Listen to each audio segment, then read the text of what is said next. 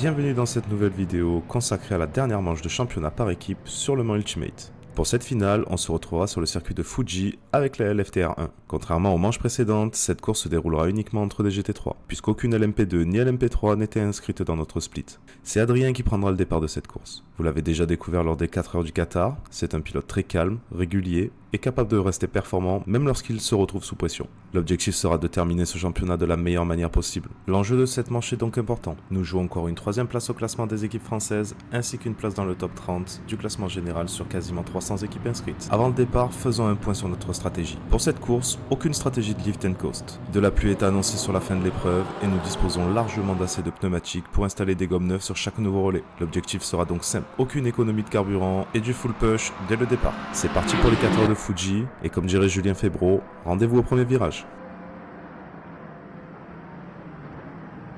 Dès le premier virage, Adrien choisit de conserver l'intérieur afin de défendre sa première place. Il subit un premier contact avec la Ferrari, mais grâce à sa position à l'intérieur, il parvient à garder le contrôle de la voiture et conserve la tête de la course. Adrien va maintenant essayer de creuser rapidement un écart avec la Ferrari afin d'éviter de se retrouver sous pression. À la fin de ce premier tour, la Ferrari qui occupait la 3e place va se faire sortir par la Mercedes juste derrière. Cet incident va nous permettre, ainsi qu'à la Ferrari en 2e position, de prendre un peu d'avance sur le reste du peloton. Pendant près de 15 minutes, Adrien réussit à maintenir la Ferrari hors de son aspiration, avec plus d'une seconde d'avance. Mais au fil des tours, ses pneus commencent légèrement à surchauffer, ce qui permet à la Ferrari de revenir progressivement. Nous réfléchissons donc à une solution pour mieux contrôler la température de ses gommes lors du 2e relais. Nous décidons finalement de modifier les pressions des pneus et d'ouvrir davantage les écopes de frein afin d'améliorer leur refroidissement. Adrien va continuer de défendre pendant toute la fin de son relais. La Ferrari devient de plus en plus pressante et tente plusieurs fois des dépassements. Mais Adrien défend extrêmement bien. La lutte pour la première place est désormais totalement lancée, avec une bataille très intense entre les deux voitures. Adrien va finalement céder sa position dans le dernier tour, juste avant son premier arrêt au stand.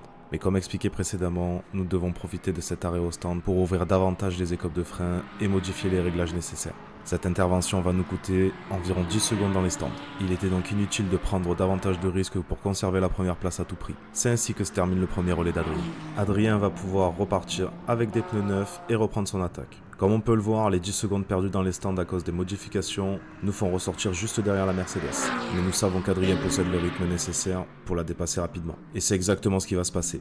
Avec ses pneus encore froids, la Mercedes manque complètement son premier virage. Adrien en profite, se place à l'intérieur et récupère sa position. Certaines équipes ont choisi une stratégie de lift and coast, alors que de notre côté, nous avons estimé qu'elle n'était pas nécessaire. C'est ce qui explique pourquoi nous apparaissons provisoirement à la 8e place après notre arrêt. Mais dès le tour suivant, avec les arrêts des autres concurrents, nous récupérons la 3e place. Nous sommes alors à seulement quelques secondes de la voiture classée 2e, qui elle aussi nous a dépassé dans les stands grâce aux 10 secondes perdues pendant nos modifications. Après seulement quelques tours, Adrien réussit à revenir sur la Ferrari, qui occupe la 2e position. Il se place parfaitement à la sortie du dernier virage, profite de son aspiration dans la ligne droite et se prépare à tenter le dépassement.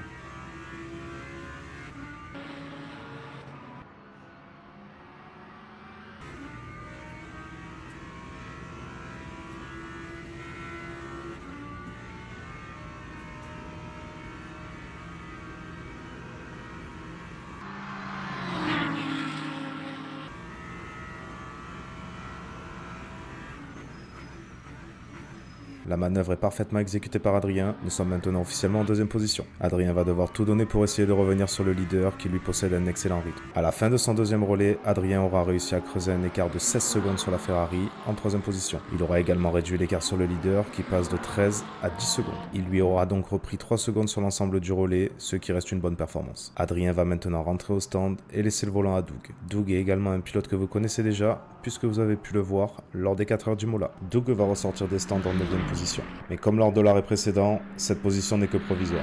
Dès le tour suivant, les autres concurrents vont faire leur tour de rentrée au stand, ce qui va nous permettre de récupérer progressivement les places perdues. Et nous retrouvons ainsi notre 2e position. La Ferrari numéro 22 va alors hausser le rythme pour tenter de revenir sur nous. Tour après tour, elle va réduire progressivement son écart. Elle revient d'abord à 12 secondes, puis 11, puis 8, puis 7, puis 6, puis 5, puis 3, puis 2, et enfin 1 seconde. La remontée est impressionnante. La Ferrari finit finalement par se retrouver directement dans les échappements de Doug. La bataille pour la 2e place est désormais lancée. Pendant près de 10 minutes, Doug va défendre comme un beau diable et réussir à maintenir la Ferrari derrière lui jusqu'à la fin de son relais. Mais ce que je ne vous ai pas encore précisé, c'est que la pluie commence à faire son apparition dans le dernier tour. Au moment de notre arrêt, la piste est encore suffisamment sèche, nous décidons donc de rester en pneu médium. Malheureusement, seulement quelques tours après le retour en piste de Doug, la pluie va fortement s'intensifier. Il va alors entrer dans une véritable phase de survie pour essayer de maintenir la voiture sur la piste. Nous commençons à perdre énormément de temps. Avec le recul, nous avons clairement commis une erreur stratégique à ce moment-là. Nous aurions dû passer directement sur les pneus pluie. Mais au moment de prendre la décision, l'état de la piste ne nous semblait pas encore justifier ce changement. Doug va donc devoir retourner une nouvelle fois au stand afin de chausser les wets, ce qui va nous faire perdre beaucoup de temps. Et comme une mauvaise nouvelle n'arrive jamais seule, dans son tour de sortie, Doug va se retrouver derrière un retardataire. Pensant que la Porsche allait s'écarter, il tente de passer à l'intérieur. Mais le pilote ne lui laisse finalement aucun espace. Doug va alors toucher légèrement l'arrière de la Porsche, ce qui va le faire partir en tête à queue et le faire sortir de la piste. Ce contact n'était clairement pas volontaire de sa part. Il s'agit simplement d'une mauvaise lecture de la situation et d'un malentendu entre les deux pilotes. Une vingtaine de minutes plus tard, Doug va finalement réussir à revenir sur la voiture qui occupe la 3e position. Comme on peut le voir sur ces images, la Mercedes commet une petite erreur au premier virage et commence à glisser. Doug s'engouffre immédiatement dans l'ouverture et profite pour récupérer la 3e place. Doug va maintenant terminer son 2e relais et laisser le volant à Gabriel. Vous connaissez déjà Gabriel puisque vous l'avez vu lors du dernier résumé des 4 heures de quota. Il lui reste maintenant 1h47 minutes pour tenter de revenir sur la Ferrari en 2e position. Nous savons que Gabriel est particulièrement performant dans les remontées de fin de course. C'est notamment pour cette raison que nous avons décidé de lui confier la dernière partie de l'épreuve. Cette fois-ci, la difficulté est cependant beaucoup plus importante puisque la piste est complètement détrempée. Après l'arrêt au stand, Gabriel reprend la piste en 4e position. Mais la Porsche actuellement en tête n'a pas encore effectué son arrêt, donc dès le tour suivant, elle rentre au stand et nous permet de récupérer la 3e place. Le premier relais de Gabriel va être un peu compliqué. Les conditions sont très difficiles et la quantité d'eau présente sur la piste rend la voiture délicate à contrôler. Gabriel va commettre quelques petites erreurs, mais heureusement, rien de suffisamment important pour endommager la voiture ou compromettre notre course. Malgré ces conditions, il va réussir à reprendre près de 15 secondes sur la Ferrari qui occupe la 2e position. Nous entrons maintenant dans le dernier relais de la course. À 20 minutes de l'arrivée, il reste encore environ 10 secondes à combler pour aller chercher cette 2e place. À partir de ce moment-là, chaque dixième compte. À 10 minutes de la fin, l'écart est encore proche de 6 secondes. L'écart descend progressivement. 3 secondes, puis seulement 2 secondes. À 2 minutes de l'arrivée, Gabriel est enfin revenu à 5 dixièmes de la Ferrari. Il prépare parfaitement sa sortie du dernier virage, se place dans son aspiration et se prépare à tenter le dépassement au bout de la ligne droite.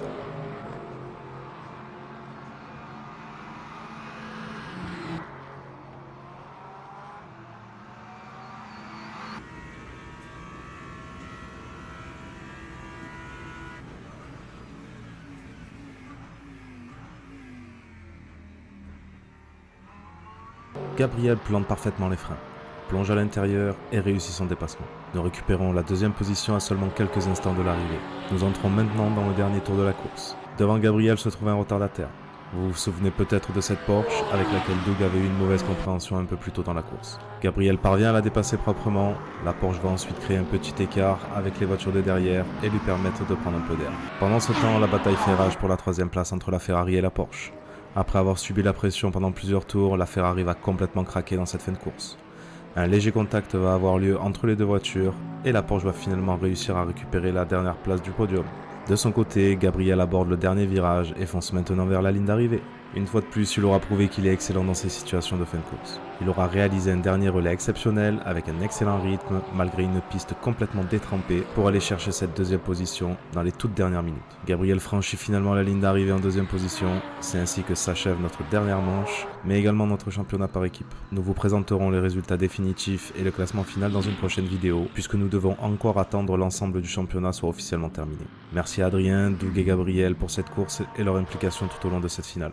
Merci à toutes celles et ceux qui ont suivi nos différents résumés pendant ce championnat. Pour continuer à suivre nos résultats et toute l'actualité de la LFTR, vous pouvez nous retrouver sur Instagram, TikTok, suivre nos courses en direct sur Twitch et rejoindre notre serveur Discord. Tous les liens sont disponibles en description de cette vidéo. Je vous laisse maintenant profiter des magnifiques donuts de Gabriel pour célébrer cette 2e place. Merci à tous d'avoir regardé cette vidéo et comme toujours, à très bientôt en piste.